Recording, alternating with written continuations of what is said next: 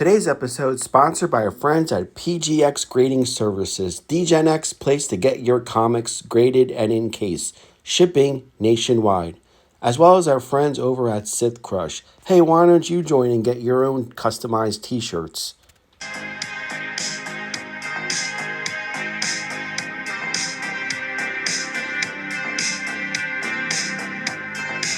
Hello and welcome to another exciting episode of Codename YouTube Hero 2, the Gen X for Gen X channel. I'm your presenter, Shibu RU, where we're going to be diving into our monthly PGX graded comic unboxing episode. Now, this is a segment we've been doing for several years, as my regulars can attest, where we kind of flush out some iconic books from the Gen X era. Hey, and we also have some Silverage books that you should take note of. This is a great way to kind of reminisce about these books, reflect on them, see how they hold up in 2025, and if in fact these books are worth adding to your personal collection or just to reminisce and enjoy. But before I do, I want to draw attention to my new t-shirt. Once again, thanks to our friends at Simple Tricks and Nonsense. We have Rebecca here in the Scarlet cosplay, and let me tell you what, this is high quality t-shirts, and you too can also get yourself a t-shirt, not only with Scarlet, but you have the Baroness, you have Vampirella, you have Shitara, you have the girl from Cool World, all these wonderful cosplays that Rebecca and John have done through the years. They've kind of captured it and put it on a t-shirt. What makes these special is that they're unique. Not everybody's going to have this, so you could stand out and stick out in the next con that you attend and just wearing them in general. So many people will come up to you, and let's be honest, Rebecca here is doing all the heavy lifting for you, but so many people are going to come up to you and say, hey, where'd you get that t-shirt? And I can't thank them enough. I think this is a wonderful product, and I hope you follow the link below and get yourself a t-shirt.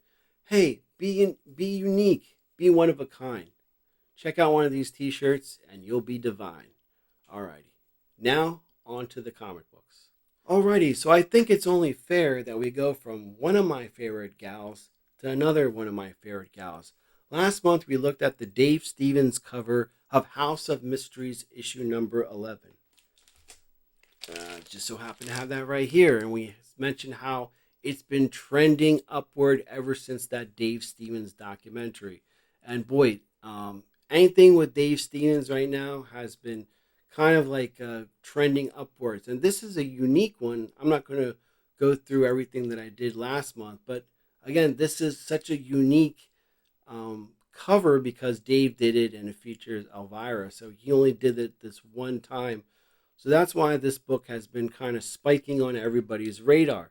Now, with that aside, my regulars can attest that several years ago, we looked at the book that started it all. And I kind of got a 7.0 on that grade. So I found another copy. I was able to pass that one along to another collector that was really excited about picking it up. And, you know, that's what's fun, makes this hobby so much fun, is you're always upgrading, adding, getting rid of, or, so on and so forth. There's so many things within the hobby that makes it so much fun, even at our age. So it's just so much fun to be a part of this. So did we improve from that 7.0? And here we go, House of Mysteries issue number 1. This is the newsstand variant. Last time we got a 7.0. So did we do any better? 9.2. Wow. I am flabbergasted. I bet you didn't think you'd hear that word today. That's right. I am flabbergasted because what makes this book difficult and high grade is the back cover. And I mentioned that this is that photo back cover of Elvira, and because it's on white picks up everything. So a lot of people put their books on the counter or whatever, and who knows, it may be ketchup or mustard, who the hell knows. But a lot of these back covers, especially these white ones, that's what happened last time. I had a stain on the back cover, and that dropped that issue down to a 7.0. Still looked great, still presented great, but at the same time, I knew I could do better. And especially for one of the few books that I really care about as a fan, and that would be my fandom Elvira, I wanted to get a better copy. So I was able to upgrade, and that's what makes this hobby so much fun. Again, I have to give credit where credit is due, and I mentioned this so many times before. The PGX in-house clean and press service is second to none.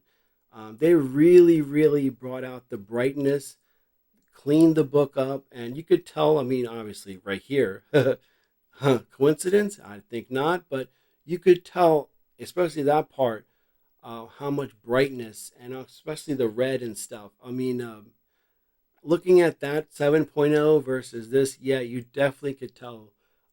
There's only like, what, one tick mark here. That's it. The whole book has only one tick mark. The back cover is no stains, no nothing.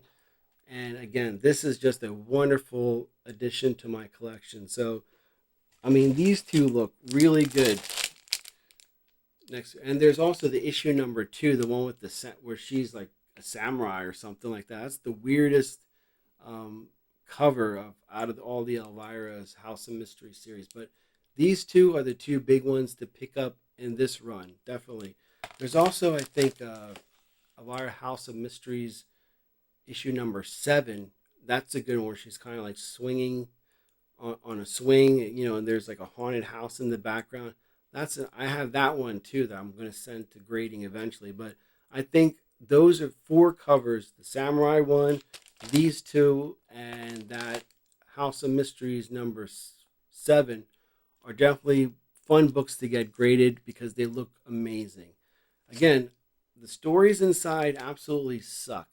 Let's be honest. Elvira kind of is like the crypt keeper, and she's narrating the story, but at the same time, the stories are so bad. You're just buying it for the cover. Let's be honest. Now, the modern run of Elvira is absolutely amazing, and that's written by our good friend David Avallone. And I developed a friendship with David Avallone because he grew up outside of Rutgers University in East Brunswick, New Jersey. So it's funny because a lot of the places I destroyed in college are places that he knows while growing up. So we have a little bit of a connection there. And he was the one that helped me get Elvira's autograph on an autobiography and a thank you message that she sent for reviewing her issues. So David Avallone is an amazing writer, and he's an amazing person. So it's kind of funny how going on this journey, you meet people along the way, and how you make friendships, and how, your reputation and their reputation, it gels, if people know you to be a good person, then that goes around. So that's why I try to I always try to be nice. I always try to be respectful, appreciative, and I'm very appreciative to my friendship with David Avallone. So Elvira, House of Mystery, issue number 1. Alrighty, so the next book we're going to showcase, again, ties to another book that we featured last month. On this channel, we've been talking and stressing how don't sleep on those second or third appearances. They're often the ones with a lot of growth potential, more so than the first appearances. And I mentioned about that with my kind of passion for Marvel Spotlight number 6, the second appearance of Ghost Rider, versus Marvel Spotlight number 5, Ghost Rider's first appearance. A lot of people kind of sleep on that very next issue, but it's just as important, just as significant, and those books have more room for growth than sometimes those first appearances. Now, case in point, this next book, last month we talked about the first meeting of Deadpool and Wolverine. How, this book, written by none other than Larry Hama, has been trending all, like, during the time of that movie. This book, I remember when this book was like a $20 book. Now, during the time of that movie, it exceeded that. I mean, the prices for this book skyrocketed. And it was written by our good friend Larry Hama. A lot of people don't know that when Wolverine met Deadpool for the first time, it was done under Larry Hama's supervision. And again, this book is amazing because it really shows how good of a writer Larry Hama is. Because you have a little bit of uh, Rob Liefeld's Deadpool and also Chris Claremont's Wolverine, and how he seamlessly kind of put his own spin on it, but kept the essence of those two characters and kind of pushed along the story is absolutely amazing. The sad part is there was no mention of that during the Deadpool Wolverine movie. They gave credit to Claremont, Rob Liefeld, but sadly Larry Hama was omitted from that. And that's a big, big travesty in my opinion because, like I said, Larry Hama never gets the credit he so rightfully deserves. And again, this book was trending. I mean, it was skyrocketing. I wish I had it done and graded because, yeah, I would flip this. I would have flipped this without any hesitation.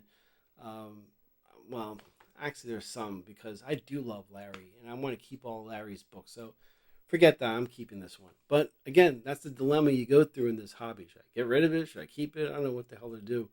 But again, all that matters is having fun.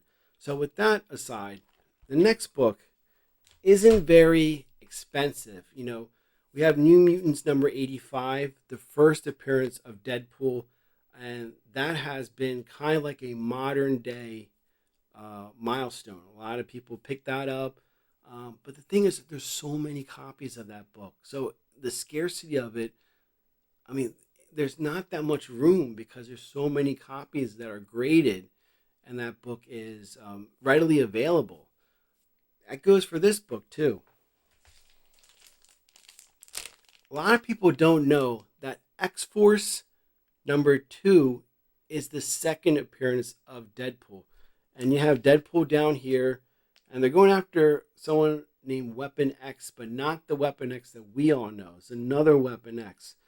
But again, this is vintage Rob Liefeld. This is during that amazing 90s period where Liefeld was Liefeld, McFarlane was McFarlane, Jim Lee was Jim Lee. It was like their artwork was undeniable, and they were pretty young in their career too. Like now you see Rob Liefeld's artwork or Jim Lee's or whatever. It's kind of evolved during the years, but this is when they were young, hungry, crazy, probably doing drugs. I have no idea, but the thing is that this harkens back to that time, and this is a nice pickup. That's not expensive, but is a significant book. And it does have room to wiggle more than New Mutants 85. So what did we get on this book? When you do get these books that are high volume, you have to get, I hate to say it, 9.8 or bust. So if this isn't a 9.8, I'm just like, bleh, But luckily, we got a 9.8. Wow, this is one of the few times I got a 9.8. And I picked this up at our local Comic-Con. It was called Space Coast Comic-Con. So MegaCon is the big one in Orlando that's nationally recognized. Then you have these little tiny cons that are in your neck of the woods. And those are the ones that I love so much because it's just a sense of community coming together, friends you meet up in the community. I love our local Comic-Con. I think it's just a nice, and again, that's all done by our friends at Famous Faces and Funnies, but that's where you find some good books, some good prices, and you're helping out a friend. So this was a no-brainer pickup. Book was not expensive at all, under $10. Then I got a 9.8, so I know that this book in a 9.8 is probably 70, maybe $80 at a 9.8. That might not be much, but again, if you're going to get a book that's pretty readily available, you better damn well make sure that's a 9.8. So again, this was a fun book to pick up, and again, it's a good book for getting young people interested in comics because all they see is that's the second appearance of Deadpool. That's where the fun starts, where you kind of get the younger generation interested in this hobby. They'll pick this up, it doesn't break the bank, but then they'll follow it. And then They'll get other books along the way. But again, this is a good first key if you're getting young ones interested in this hobby. So X-Force #2. Alrighty, so the next book we're going to showcase has been one of those covers that I always love. And I never owned it, but I was on the hunt for it for the longest time. It kind of makes sense today because we just saw Deadpool Born Again issue 1 and 2, which is absolutely amazing. If you haven't watched that yet, definitely pick that up. Or watch it over on Disney Plus. I would recommend watching the Echo series besides the Daredevil Netflix series, which is now on Disney Plus. If you can't watch all of those, what was it, 5 seasons they had of that? The Echo series, watching that again, I have to say it is really, really good because of the fact they incorporate the Native American aspect of it. You have to look at the character, Echo, how much she has to endure. She's disabled. She has, a prosthetic leg. She's deaf or mute, I think. She could hear, but you have to talk to her in sign language. And also she's a Native American. So those are 3 things that this young woman has to overcome. And besides, having her mother pass away at a young age, you feel for this young lady. Well, the whole point of this is that it transitions to what we're going to see in Daredevil Born Again, especially with the character Kingpin. But I highly recommend watching that. I was astonished watching those first 2 episodes. I can't wait for the next week to come out. But anyway, so not only do we have to deal with Daredevil Born Again, but also the Robert Downey Jr. news of him being Dr. Doom. Now, I'm not going to hide this, and my regulars know my 3 favorite baddies of all time are going to be Darth Vader, Dr. Doom, and Destro. Those are my 3 favorite baddies of all time, and I love Dr. Doom. I'm jealous. I'd rather be Dr. Doom than anybody because, he's such a badass. The thing is, he doesn't see himself as a bad guy. Same thing with Destro.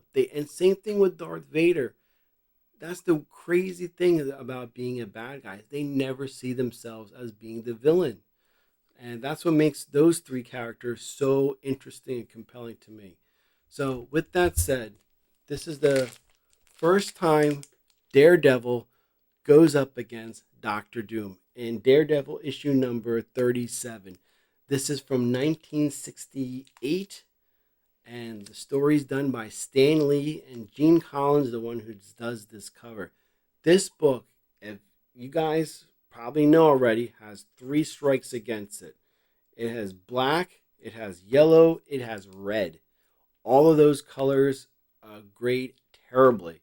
And you really need to be careful with the clean and pressing of these types of books because they are so brittle and they could be messed up very easily. And again, credit where credit is due. PGX's clean and press in-house service is second to none. They did a phenomenal job of saving this book. I wasn't expecting a high grade because this is a reader's copy, but the good thing is it's complete. There's no rips, no tears, nothing. It is a complete book and it presents well. As you can see in the video, the cover looks great and the back cover, there's some yellowing, so to speak, but there's no stains, no nothing on it that would indicate, but at the same time, I didn't get a very high grade either. What I end up getting is a 3.5. But again, that's a win because I love this cover so much. So again, I picked this up at that same exact Space Coast Comic Con, Melbourne Comic Con. And the guy sold to me for a really low price because he saw how much I liked this book. I didn't care that it was red. And he was like, you like this book a lot. I'm like, yeah, I love Dr. Doom. And he was like, how about this? I'll give it to you for, what was it, $30 or $35? That's a steal for this book. even at a 3.5, it's a lot more than that. So it's kind of nice to get this book saved, preserved, clean and pressed, and protected for the remainder of time. That's one of the things I like about this hobby is you're saving these books, you're preserving these books so they can endure and go on, and whether it's with you or with somebody else. But that's the thing that you're kind of like a historian. You're kind of preserving something for future.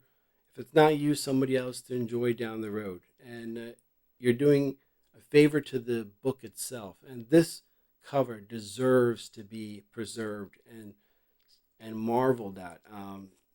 I just love it so much. You have Daredevil, Doctor Doom, and I love the way Doctor Doom is drawn here. I mean, you got it looks Vader-esque, so to speak, but again, this is such a great cover. So, Daredevil issue number 37, the first Daredevil versus Doctor Doom. Alright, so we're dipping back into the world of hotness. We went from Rebecca to Elvira, and now the next book is from our good friend Jim Balin. Um, Again, my regulars know how much of a friend Jim Balin is. He's the artist that drew the 90s version of Catwoman. When you close your eyes, you probably picture Catwoman, um, and it's done by Jim Balin. So his whole book, Tarot, Witch of the Black Rose, my regulars from our pickup episodes, things I never got any of them graded. And I was like, why have I gotten none of them graded before? Well, I decided to change that up. And I sent this over to Jim Balin after it was done and everything. And he was really happy to see it. So I'm glad that this book brought a smile to our good friend. But I'm talking about Tarot, Witch of the Black Rose, issue number 100. Here's the significance of this. This is after Jim told his overlords at DC Comics to go F themselves and went out and do his own thing to make it. I mean, now he's well beyond that, but to make it to issue 100 of an independently written, independently published, independently distributed title is absolutely amazing. It's the American dream, so to speak, to be your own boss, to have control over your own creations. You have to tip your hat off to it. But of course, this cover is absolutely amazing. For those that don't know, this is Tarot, and then her sister is Ravenhex. So they're both witches, and they're both good witches. Ravenhex may be a little bit on the darker side, but she doesn't have any evil intentions, so to speak. She's kind of like those anti-hero witches, where the sister, Tarot, she has all of the witch powers of love, of life, of nature, and Ravenhex's comes from a more darker place. So I love the contrast of that, and Jim's drawing is absolutely beautiful, and just all the lines, all the curves and stuff is something of a work of art. Now, I think down the road, people are eventually going to treasure Jim Balin, hopefully while he's still alive, as they do with Dave Stevens. He's like our modern day Dave Stevens. And I think that, some people kind of look down on these books, but this is what comics is all about at our age. It's just, who cares about monetary? It's just a fun escape. I love the whole witches, sorcery, as much as I love superheroes and stuff like that, I love this world too. I just like magic and all that stuff. That's where this book really, really hits me in the right spot. It's just going off on a journey. And I love that about this whole series. I don't really care about the books. I just flip through them, enjoy them, read them, put away. But, getting a 9.2 is a really, really amazing, but more this is in celebration of making it to issue 100 for Jim, and I think that that's a testament to him, his ability, his character, and I'm glad to have this. I'm going to send some more off to get grading. So Tarot, Witch of the Black Rose, issue number 100. Alrighty, so we're down to our last two books for this month. And boy, I saved some two good ones. And my regulars will know that I've been picking up a lot of those early, before pre-100 issues of Amazing Spider-Man, those 1960 books. Remember how I said, don't sleep on those second appearances. So here we have Amazing Spider-Man number 79 from 1969, The Summer of Love. Why this book is notable, last month we looked at Amazing Spider-Man issue number 51, the second appearance of Kingpin. And everyone focuses on issue number 50, and rightfully so, but don't slouch on issue number 51 because that has Kingpin on the cover. That's actually the first Kingpin cover, is Amazing Spider-Man number 51.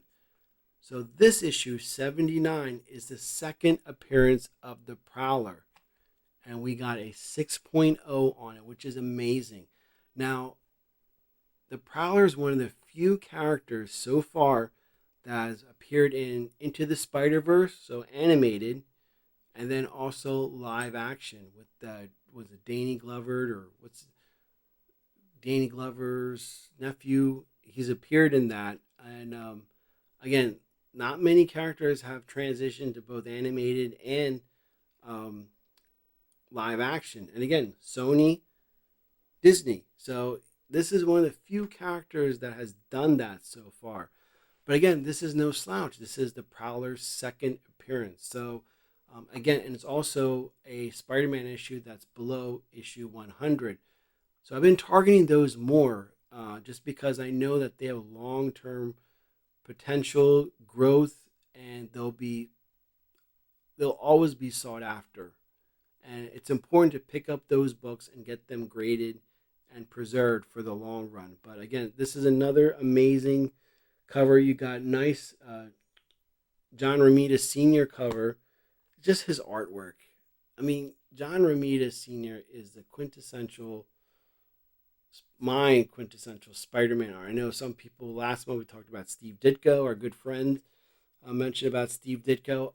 I'm more of a John Romita Sr. guy, and I just think that he really captures the Amazing Spider-Man, and Peter, all the characters, the whole Rogues Gallery of Spider-Man.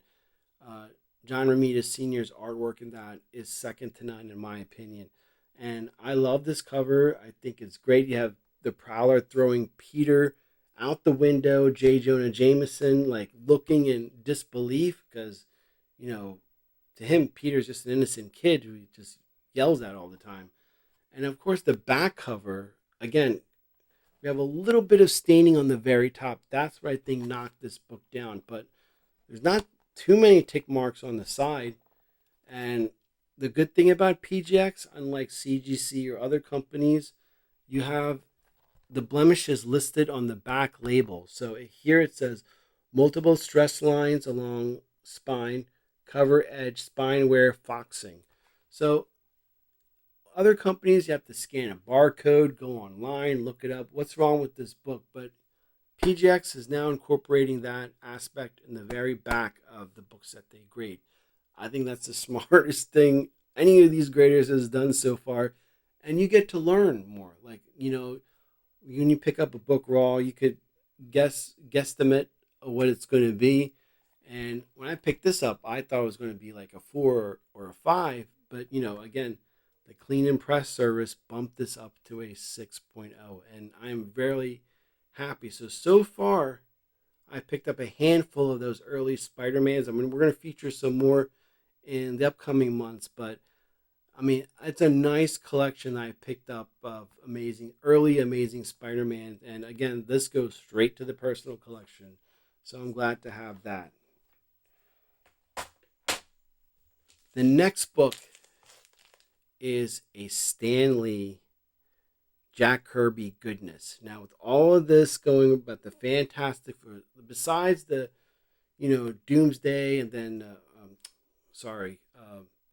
Doctor Doom and Daredevil, another thing that's been trending is the whole Fantastic Four that's going to come after, I guess, Thunderbolts movie is going to, Captain America is done. The Thunderbolts is going to come out. And I think the next one is going to be this Fantastic Four movie. So the whole speculation about the Silver Surfer, Galactus, all that stuff, it's just the MCU is going to change.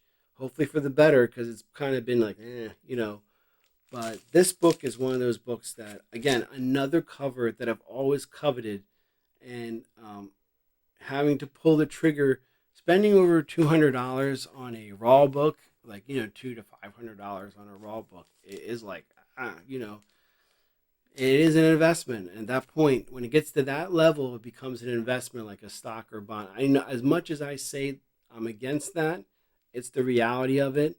So I put down some big coinage when I picked this up raw. And I'm talking about Tales to Astonish number 93. This is the first time the Silver Surfer squares off against the Incredible Hulk. And again, this has that weird colored background that they were doing in the 60s. It looks like Dookie Brown, I don't know, but there's another Silver Surfer with that type of color in the color in the cover, and then there's this one. But this one has the Incredible Hulk and Silver Surfer, pure Jack Kirby goodness. This is vintage Jack Kirby. That's why I'm so attracted to this book. It is a beautiful cover, and it just kind of and I don't have many Silver Surfer covers yet, so that's another reason why I picked this up, because this is just an intriguing book, and it is up there. And the back cover, again, I have to hand it. Yeah, we only got a 3.5, and this book is from 1967. But this is one of those books that still looks and presents absolutely beautifully. It's complete, and there's no nicks, no nothing. Just a little bit of, wear on it, which is to be expected. I don't know what this is, but there's a little bit of blackness, right? I think that's what it's called, foxing, But other than that, this book looks absolutely amazing. So, yeah, it's a 3.5, but it's a good 3.5 because, you walk by it and you're like, whoa. So it is one of those books that definitely grabs your attention. So again, that's not a bad pickup at all. Well, anyway, thanks for watching today's episode. I'm gonna try to upload the MegaCon. I did do that, during the Super Bowl weekend. I was sick, and then it just kind of. And this is the third time I'm actually filming this particular episode, because I wanted to film the Rebecca t-shirt, Scarlet t-shirt. I think this is a great t-shirt, but I wanted to showcase that as well. So that's why I kind of did another take of this episode, so you too can enjoy this wonderful t-shirt. And I hope you too will head over to the store and pick out a t-shirt for your liking. Once again, this is Shibu Are You. Thanks for watching, and we'll see you next time.